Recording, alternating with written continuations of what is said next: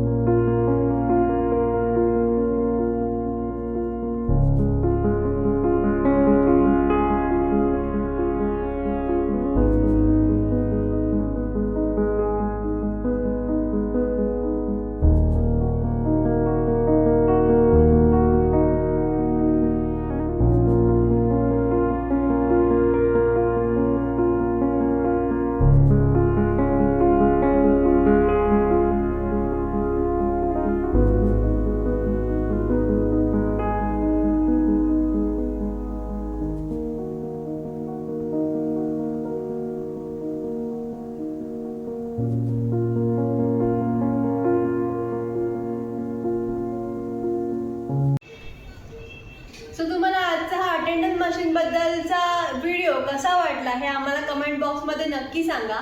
व्हिडिओला लाईक करा, शेअर करा आणि चॅनलला सबस्क्राईब करायला विसरू नका. भेटूया पुन्हा एकदा अशाच एका माहितीपूर्वक व्हिडिओमध्ये. धन्यवाद.